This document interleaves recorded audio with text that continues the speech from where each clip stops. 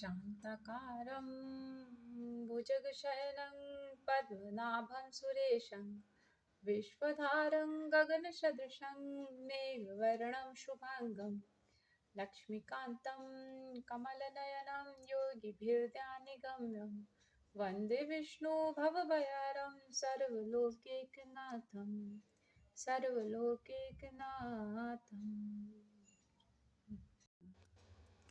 श्री हरिवंश पुराण पहला अध्याय। अंतर्यामी नारायण स्वरूप भगवान श्री कृष्ण नर स्वरूप नरों में उत्तम अर्जुन भगवती सरस्वती एवं महर्षि वेदव्यास को नमस्कार करके इतिहास पुराण और महाभारत का पाठ करना चाहिए। श्री वेदव्यास के ओष्ठ से निकले हुए मारहित पुण्य को देने वाले पापों के नाश व कल्याणदायक महाभारत को पढ़ते हुए जो मानव श्रवण करता है उसे पुष्कर तीर्थ में स्नान करने से अधिक पुण्य महाभारत को सुनने से प्राप्त होता है।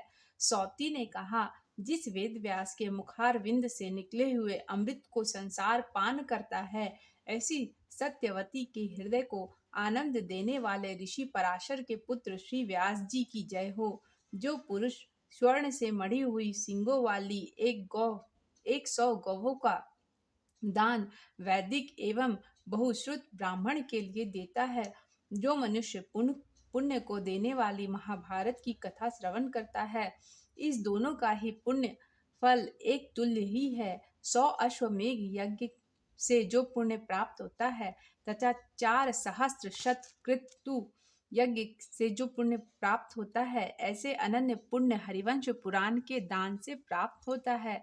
महर्षि वेद व्यास ने कहा है, जो फल वाजपेयी यज्ञ व राजसूत यज्ञ से प्राप्त होता है और जो फल हाथी एवं रथ के दान से प्राप्त होता है, वही फल हरिवंश पुराण के दान से प्राप्त होता है। इसमें व्यास जी का वचन ही प्रमाण है तथा महर्षि वाल्मीकि जी का भी यही वचन है। जो महातपस्वी पुरुष विधि पूर्वक हरिवंश का लेखन करता है, वह हरि के चरणारविंद को वैसे ही प्राप्त कर लेता है जिस प्रकार लोभी भ्रमर पुष्प रस को प्राप्त कर लेता है। जो ब्रह्मा के भी आदि कहलाते हैं तथा छठे आदि कहलाते हैं, जो अक्षय कीर्ति से युक्त एवं नारायण के अंश से उत्पन्न एकमात्र पुत्र वाले वेद के भंडार व्यास जी का मैं स्मरण करता हूँ। जो आदि पुरुष ईशान पुरुहुत पुरुषटुत सत्य ओम रूप एकाक्षर व्यक्त तथा अव्यक्त भी सनातन अस्त सद सत विश्वरूप सद सत से परे संसार के सृष्टि करता है, जो पुराण पुरुष अविनाशी मंगलमय मंगल स्वरूप विद्वानों से वर्णित निष्पाप एवं परम पवित्र भगवान विष्णु के चाराचर संसार के गुरु हरि हैं, उनको नमस्कार करके नैमिषारण्य के कुलपति महामुनि शौनक जी के सर्वशास्त्र कुशल धर्मात्मा सूत के पुत्र से पूछा। शौनक जी ने कहा, सूत पुत्र, आपने भरत वंशजी राजाओं का सुंदर एवं बृहद कथा कही तथा देवता दानव गंधर्व सर्प राक्षस दैत्य सिद्ध एवं गुह को कथा एवं अति अद्भुत कर्म तथा पराक्रमों एवं उनके धर्म निश्चयों को भी कहा। साथ ही उनके अग्नि द्वारा बिना वीर संबंध के उनके जन्म की विचित्र कथा कही। आपने अपनी मधुर वाणी द्वारा पुराणों का भी वर्णन किया, जो मन और कानों को सुख देने वाला है, मुझे अमृत के समान सुखदायक है।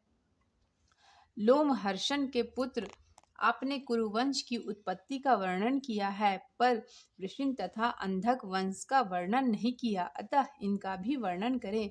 सूत पुत्र ने कहा, जनमेजय के पूछने पर धर्मज्ञ व्यास के शिष्य ने जिस प्रकार वर्णन किया है, उसी प्रकार ऋषि वंश का मैं आदि से वर्णन करता हूँ।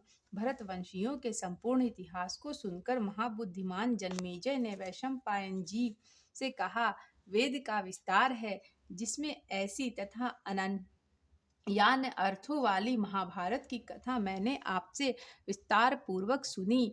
उसमें आपने वृषण एवं अंधक वंश के महारथियों के नाम कर्म एवं शूरता का वर्णन किया। द्विजोत्तम तथा पुरुषार्थों का कहीं कहीं संक्षेप में, कहीं विस्तार से वर्णन किया, परंतु इस पुरातन इतिहास को सुनने से मुझे तृप्ति नहीं हुई। ऋषि एवं पांडव जी एक ही कुल के माने जाते हैं। तपोधन, आप वंशावली के वर्णन में कुशल हैं तथा प्रत्यक्षदर्शी भी हैं, अतः ऋषि वंश का विस्तार से वर्णन कीजिए। महामुने, प्रजापति से आरंभ कर जिन जिन कुलों में जो जो उत्पन्न हुए उन्हें जानने की मेरी इच्छा है, अतः आप क्रमशः उन कुलों का वर्णन कीजिए। सूत पुत्र ने कहा। जन्मेजय के सत्कार पूर्वक पूछने पर महातपस्वी वैशंपायन जी ने कहा, राजन, पुण्य प्रदान करने वाली, पाप को हरण करने वाली, बहुत अर्थों से युक्त एवं वेद के समस्त दिव्य कथा को सुनो।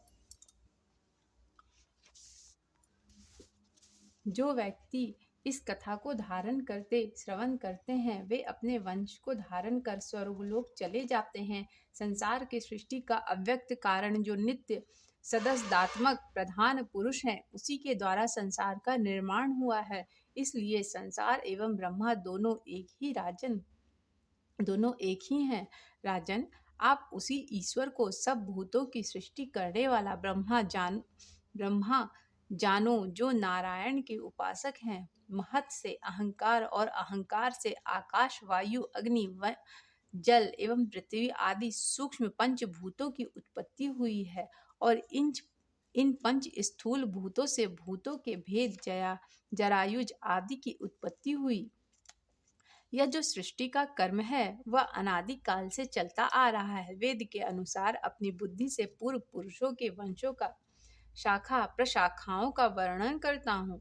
आप सुनिए। जो कि कीर्ति को बढ़ाने वाला, अचल कीर्ति एवं पुण्य कर्मों वाले उन सब महापुरुषों का वर्णन धन, यश एवं आयु को बढ़ाने वाला और शत्रु को नष्ट कर स्वर्ग प्रदान करने वाला है। अतः आपके द्वारा धारण करने योग्य, आप जैसे पवित्रात्मा को भी पवित्र करने वाला, वृषण वंश के प्रारंभ पर कर भूतों की बाद अनेक प्रकार की प्रजाओं की सृष्टि की इच्छा से स्वयं उत्पन्न होने वाले भगवान ने पहले जल को उत्पन्न कर उसमें वीर का प्रतिपादन किया। अब जल को नार कहते हैं और जल को नर सुनु भी कहते हैं। यही जल उन पंचभूतमय ईश्वर का निवास स्थान था, इसीलिए वे नारायण कहलाते हैं। वीर संपादित तत्व सुवर्णमय अंड हो गया तथा उसी जल में विश्राम करने लगा। उसी में ब्रह्मा स्वयं उत्पन्न हुए, ऐसा मैंने सुना है। हिरण्यगर्भ ब्रह्मा जी ने उस अंड का रूप गर्भ में 1 वर्ष रखकर अंडे को 2 खंड कर, एक से पृथ्वी और दूसरे के स्वर्ग की रचना की। उन दोनों खंडों के मध्य ब्रह्मा ने आकाश, पृथ्वी, सूर्य एवं 10 दिशाओं की रचना की। तदोपरांत उस पर पृथ्वी पर काल, मन, वाणी, काम, क्रोध, लोभ और मोह की रचना की। फिर पूर्व की भांति सृष्टि करने की इच्छा से प्रजापतियों की उत्पत्ति के लिए सप्त ऋषियों मरीचि, अत्रि, अंगिरा, पुलस्त्य, पुलह, क्रतु और अति तेजस्वी वशिष्ठ की रचना की। वे सातों ही ब्रह्मा के हृदय से उत्पन्न हुए ब्राह्मण थे, ऐसा पुराणों में लिखा है। तत्पश्चात क्रोध से रुद्र की रचना की। पश्चात पूर्वजों के भी पूर्वज सनत कुमार आदि सप्त पुरुषों को उत्पन्न किया। भारत यही सातों और रुद्र प्रजा की सृष्टि करने लगे। स्कंद और सनत कुमार सृष्टियात्मक तेज धारण किए थे। ये सातों ही देवांशों को धारण करने वाले दिव्य महावंश क्रिया एवं प्रजा वाले महर्षियों द्वारा अलंकृत हुए। पुनः विद्युत, वज्र, मेघ, इंद्र, धनुष और औषधियों की रचना की। फिर यज्ञ की सिद्धि के लिए ऋग्वेद, यजुर्वेद और सामवेद का निर्माण किया। तदोपरांत अपने मुख से देवताओं को तथा वक्षस्थल से पितरों को उत्पन्न किया। उपास्थेंद्रिय से मनुष्यों को तथा जगन से असुरों को उत्पन्न किया। फिर साध्य और देवताओं को उत्पन्न किया, ऐसा हमने श्रवण किया है। तदोपरांत छोटे बड़े अनेक प्रकार के जीव उनके शरीर से उत्पन्न हुए। इतने पर भी जब सृष्टि न बढ़ सकी तो अपने शरीर का भी दो भाग कर एक भाग से पुरुष और दूसरे भाग से स्त्री का रूप धारण किया। फिर उस स्त्री से अनेक प्रकार की प्रजाओं की सृष्टि की। स्वयं अपने तेज से पृथ्वी और स्वर्ग में व्याप्त होकर समस्त सृष्टि की रचना ब्रह्मा ने की।